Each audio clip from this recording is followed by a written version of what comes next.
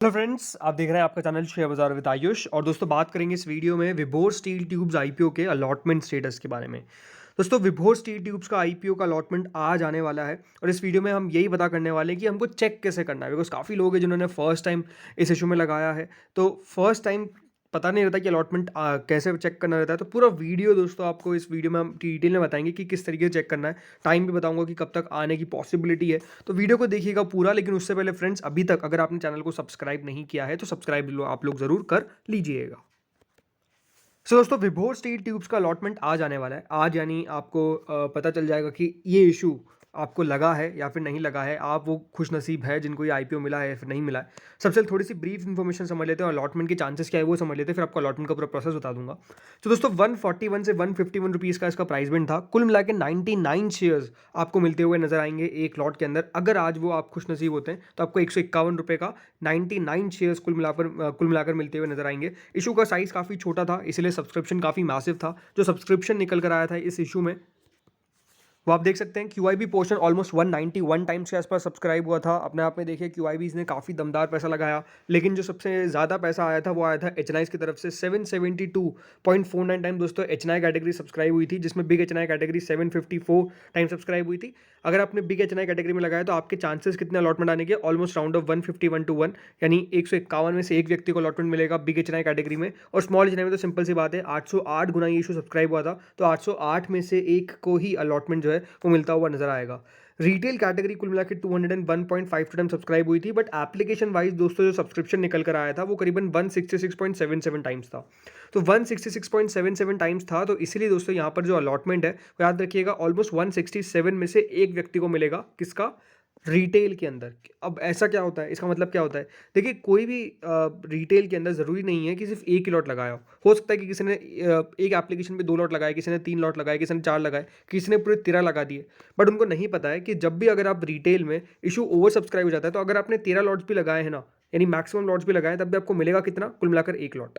Right, तो वो पता आपको होना चाहिए। इसीलिए दोस्तों 13 लॉट को पूरा कंसीडर किया जाता है जब कैटेगरी, जब सब्सक्रिप्शन निकल कर आता है, बट बाद में उसको एप्लीकेशन वाइज निकाला जाता है। तो एप्लीकेशन वाइज ये 166.77 टाइम्स ही जो इशू है वो सब्सक्राइब हुआ है। एम्प्लॉय कैटेगरी कुल मिलाकर 215 गुना सब्सक्राइब हुई, एंड टोटल मिलाकर ये जो इशू था वो 320 गुना सब्सक्राइब हुआ। कुल मिलाकर इस कंपनी को 16,211 करोड़ रुपए मिल गए, जो अपने आप में काफ़ी दमदार था।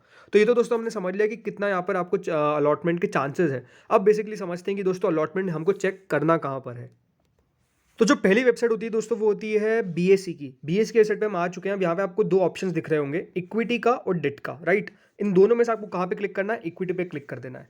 इक्विटी पे क्लिक करने के बाद यहाँ पे आपको ऑप्शन दिखाएगा, जिस आईपीओ को हम ढूंढ रहे हैं वो है विभोर स्टील ट्यूब्स, और मैंने क्लिक कर दिया है विभोर स्टील ट्यूब्स पे। यहाँ पे आप देख रहे हैं विभोर स्टील ट्यूब्स। अब यहाँ पे आपके पास दो ऑप्शन है, या तो आप अपना एप्लीकेशन नंबर डालें या तो आप अपना पैन नंबर डालें।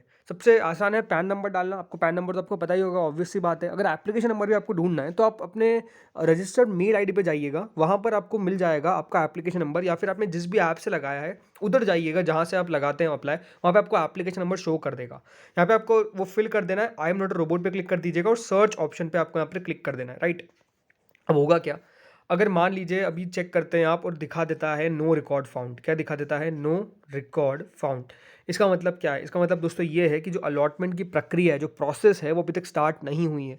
यहाँ पर नाम जो है वो पहले शो कर देता है। राइट, तो इसीलिए सबसे बेस्ट वेबसाइट कौन सी होती है? सबसे बेस्ट वेबसाइट होती है किसी भी आईपीओ को चेक करने के लिए, वो होती है रजिस्ट्रार की। अब दो वेबसाइट है, तो एक हमको वेबसाइट बतानी पड़ती है BSE, लेकिन जो दूसरी वेबसाइट है वो है इसका रजिस्ट्रार, जो है के फिनटेक।